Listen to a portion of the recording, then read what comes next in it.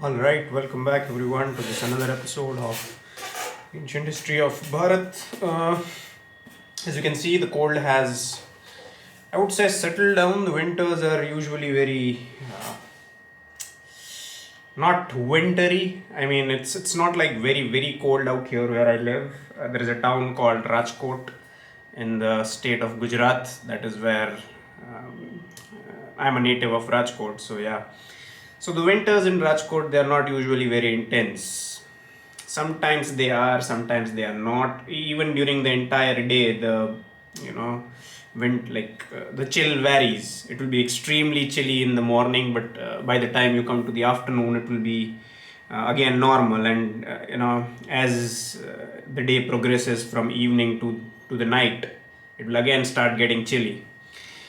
So right now we are in the month of in the ending of December, okay, and the winter has settled down, so hence the sweater. All right. Okay, so today we are going to focus on the administration of the Mauryan Empire. Okay, now keep in mind the Mauryas.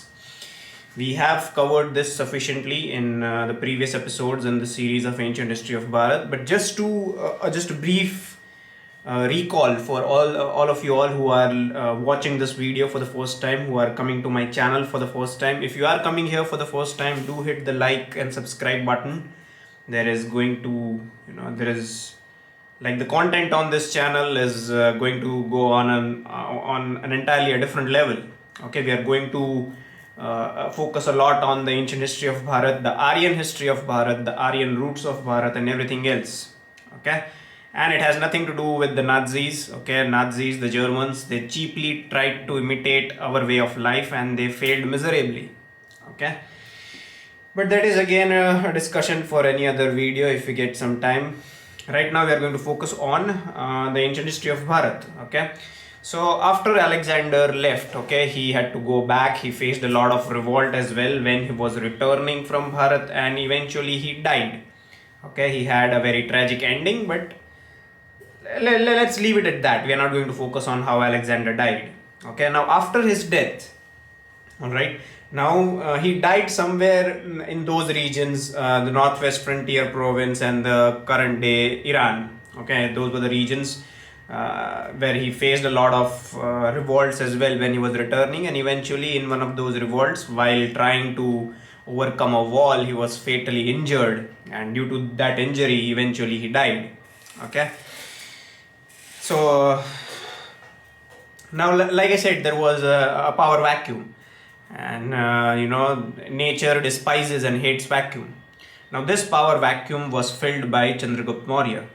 Okay, we have covered this sufficiently in our previous video. He came to the power and everything else. Okay, so to what extent did the Maurya Empire, to what extent was it extended? Okay, or did it exist? All right, beyond the natural boundaries of Bharat up to the borders of Persia in the northwest.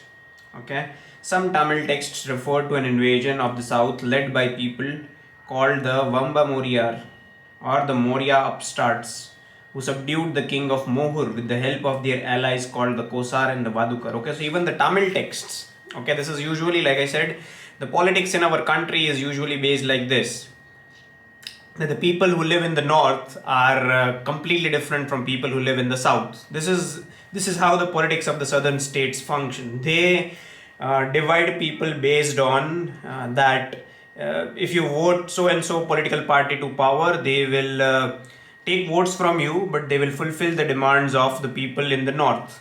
And the other political parties who that are native to the southern states, they will play this card that the northerners are somehow different from the southerners.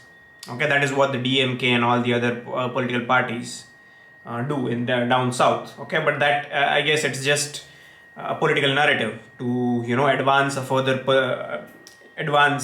and further a political narrative. That's all there is to it. There is not a single iota of truth in that narrative that the northerners are somehow different from the southerners. Okay, So yes, even the Tamil texts mention something about the Mauryas. So some Maurya king came to the southern part of Bharat and waged wars. Okay. The inscription at inscription of Rudradaman at Junagadh shows that Saurashtra was a province of the Maurya Empire as well. Okay, so there's a place called Junagadh where you find that Gir Wildlife Sanctuary as well. Okay, the only home to the Asiatic lions. That is where there is a mountain. Okay, it has a lot of religious significance and relevance as well. But at the top of that mountain, you will find an inscription that is written in the oldest form of Sanskrit. Okay, and in that language, there are references to the Maurya Empire. Okay, so it is safe for us to think that even Saurashtra as a region was assimilated into the Maurya Empire. Okay. Saurashtra was then joined with the region called Anartha to form the Mauryan province of Western Bharat. The location of the Asokan inscription at Sopara in modern Thana district shows that the region around Sopara or Surparaka of old texts was also a province of the Maurya Empire under Chandragupta. Okay. Alright then, so let's talk about the system of administration. As usual, such a large empire will at least need some elaborate arrangements for administration. Okay, that was the case. Chandragupta solved the problem by a device of political ingenuity, which was first adopted by the Achaemenian emperors, which is by splitting up the unwieldy area into convenient and manageable units, each of which was placed under a provincial governor and governed after a common pattern. Okay, so since the empire was too big, okay, they divided into smaller parts, and each smaller part was deliberately, the size of that smaller part was deliberately kept small, so that it would be easy and convenient to administer that particular territory. Okay. Glimpses of Chandragupta's administration are given by Megasthenes, the Greek ambassador in the court of Chandragupta, who wrote a book containing a very full and fair account of the geography, products, and social and political institutions of Bharat. Although this book is lost, many extracts from it are preserved in quotations by later classical authors who regarded it as the standard authority on Bharat. Okay, so Megasthenes, he was the messenger of the Greek emperor of Seleucus. Seleucus had fought a war with Chandragupta, and he was defeated.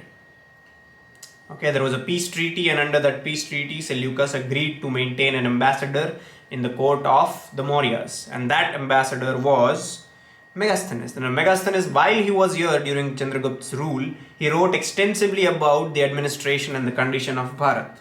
Okay. Now he says, because this is the source. Now his original writings have not survived.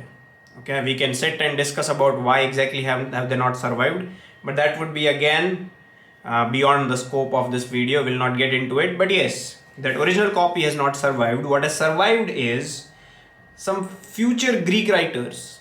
Okay, they have quoted what Megasthenes wrote, and those quotes are the surviving bits and pieces of the writings of Megasthenes about Bharat. Alright. As noted above, the empire was divided into a number of provinces ruled over by governors and viceroys. Okay, so that's nothing new. We usually attribute these things to the Britishers, that the system of having governors for each and every state has been adopted from Canada or Canada. Okay, so the system of governors that we have currently in contemporary Bharat, that each state has governors, that system was copied. It's taught to us in a way that it was copied from Canada. But during the time of Mauryas, there were governors and viceroys. Okay, who were sometimes princes. The central and eastern parts were ruled by the emperor himself. He was assisted in this administration by a council. So it's all of these things are logical. Okay, so this entire premise okay, that the democracy that we have these days, this parliamentary democracy, it was started by the Brits. No, it was not started by the Brits. It's simply just common sense. A group of people coming together, whoever has the largest majority gets to, you know, gets to rule, or gets to legislate laws. And similar system was followed during the Mauryas as well. The king had an administration by the council, and you forget the Mauryas. We have, even prior to the birth of Buddha, there existed republican states in Bharat. Okay, so this entire premise of Greeks being the inventors of democracy, and then further the British, what is the word that I'm looking for? For the British, it was the British who devised or formulated this idea of parliamentary democracy. It's all simply just, for the lack of a better word, it was just some ruse, okay, to not let you understand that democracy has always been there. It's not something that they have formulated or devised. Okay. Megasthenes also describes the working of the Mauryan municipal administration. He calls town officials as astinomi, describes their duty as follows. Okay, so there were 6 bodies which 5 members each. So like you can say, the current day equivalent would be communities. The parliament has multiple, not communities, committees. The parliament has multiple committees, committee for so and so, committee for so and so. Okay, so during the Mauryas, Chandragupta had 6 committees. Okay, each committee had 5 members and they had a specific mandate. There were also superintendents of trade and commerce who were in charge of weights and measures and seeing that the products in their season are sold by public notice. No one is allowed to deal in more than one kind of commodity unless they pay a double tax. This is something that was, that does not match with the contemporary things, is that during the during the time of the Mauryas, okay, they controlled trade and commerce very rigid, not exactly rigidly, but very closely. Okay, trade and commerce were protected very closely. Each individual was allowed to trade in only one singular item, and he will pay taxes only on that particular item. So if you want to sell 2 or more than 1 products, then you'll have to pay your taxes accordingly. That was during the reign of the Mauryas. Megasthenes also mentions those in charge of agriculture, forestry, timber works, metal foundries, mines and roads. Okay, so there were other works as well. Now again, in the words of Megasthenes says, Chandragupta maintained a vast standing army of more than 600,000 men. Okay, so to give you a clear glimpse, so that is in our way of numericals, that is the Aryan numericals, is 6 lakh men.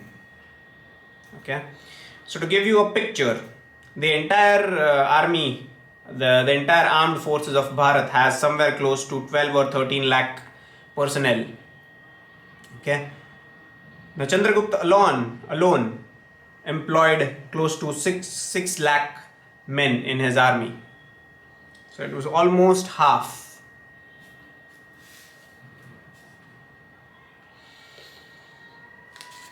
According to Megasthenes, the soldiers formed the most numerous class in society, only next to the husband's men.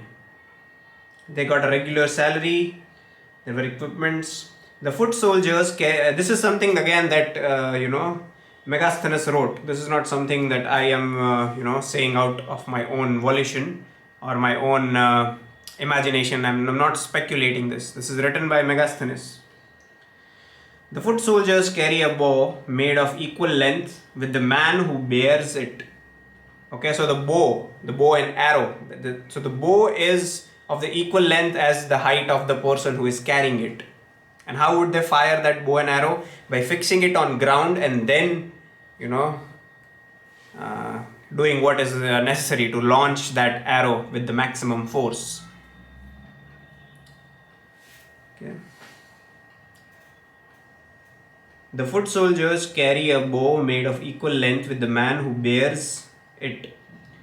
This they rest upon the ground and pressing against it with their left foot, thus discharge the arrow, having drawn the string far backwards. For the shaft they use is little short of being 3 yards long, and there is nothing which can resist an Aryan archer's shot.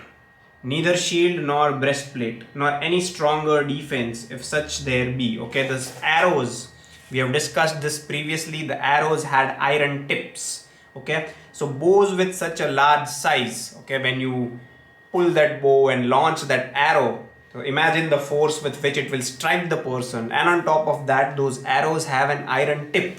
Okay, and common sense dictates that if an arrow has an iron tip, obviously it is going to be sharp. It makes no sense that they launched arrows into air with blunt tips. Okay.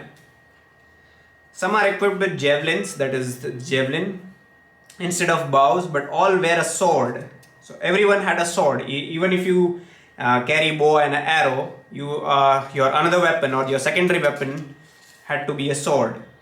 They wielded the sword with both the hands. This is something that is interesting. The sword that they used, they wielded it with both the hands.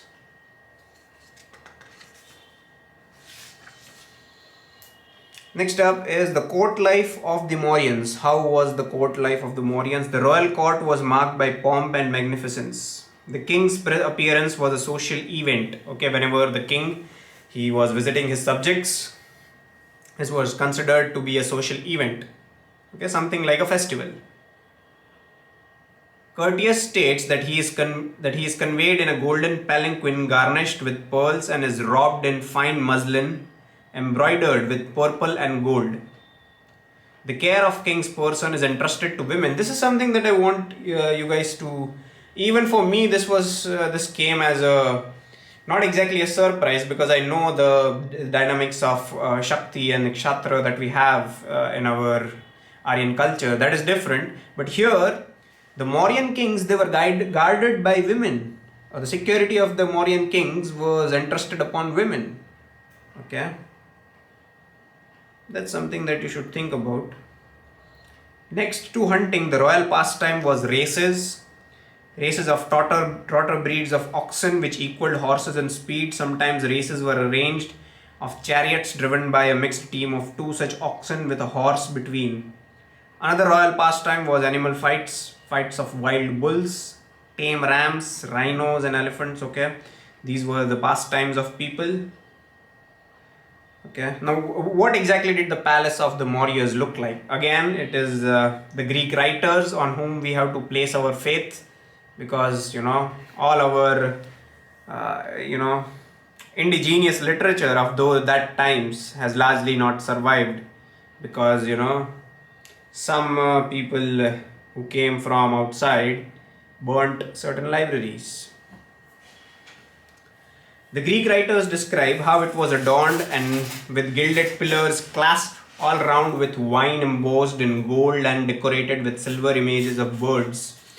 It was located in an extensive park full of shady groves and evergreen trees, both native to the soil and imported from abroad. There were artificial tanks full of fish of enormous size with boats for cruising. Palaces of neither Susa nor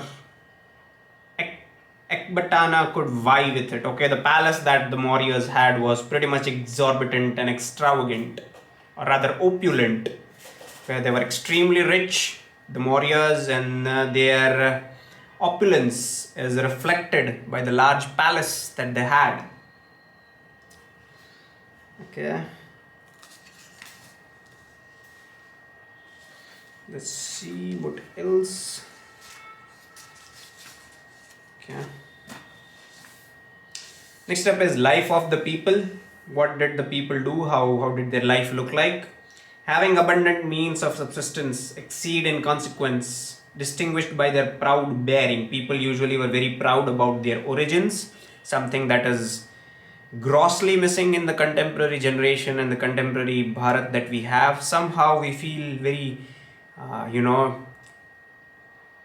not getting the right word for it, but we don't really feel proud of our ancient history. Why? Because we have been kept away from our real identity. We call ourselves Hindus. Why? The reason given is, because the Persians called us so. So hence we should also call ourselves Hindus. This is an absurd argument. Okay, somebody else calls you by another name. Would you start identifying with that name? There is something for you to think about. Okay.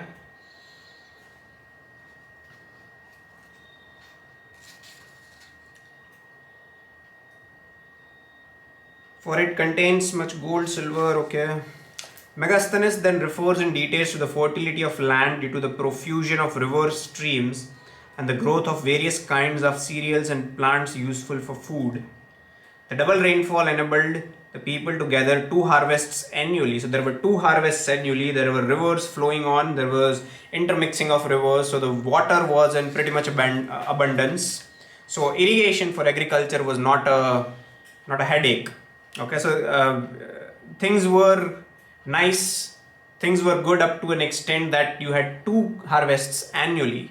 Okay, while the fruits of spontaneous growth afforded abundant sustenance for man, it is accordingly affirmed, says Megasthenes, that famine has never visited Bharat and that there has never been a general scarcity in the supply of nourishing food. Interesting. Okay, Megasthenes, during the time of the Mauryas, when there was no well-developed irrigation system that we have now, or that has existed since the beginning of the 20th century, that is the beginning of the 1900s. Okay, so during the time of Mauryas, when we did not have the comforts and the convenience of the technology that there have been since the beginning of the 1900s, okay, they did not have famines, okay, there people were not dying of hunger. So how exactly did, during the the British rule, did we have multiple famines? How? Okay, even after the transfer of power in 47, the image that was created on the international arena of Bharat was a country that requires a lot of food. Okay, this image that at any given second, in any corner of Bharat, there is somebody who is starving. This image that we have in the entire world, this was created to make us feel bad about our own country and about our own nationality. Okay, our country has never had any scarcity of food grains. Okay, we are talking about Chandragupta Maurya, that is almost 3000 years ago, 2500, 3000 years ago. Okay, so you should think about it. How exactly was this image created? How was it cultivated further? How was it used to craft this narrative that the people in Bharat, they are usually hungry and they do not have food? Okay, there was this very particular word that was used during the time of Indira Gandhi, that was the begging bowl or the rice bowl. I don't exactly remember, but that was the image that was created, that we need food grains. We did not have enough food grains to sustain our own population. So how did we fall so reach that bottom? That is something that I want you guys to think about. Okay.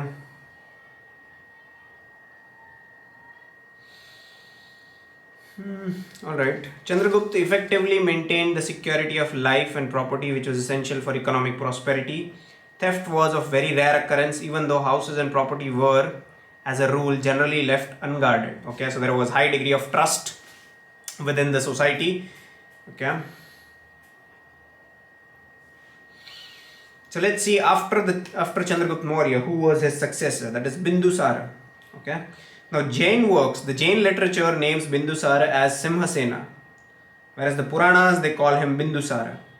Okay.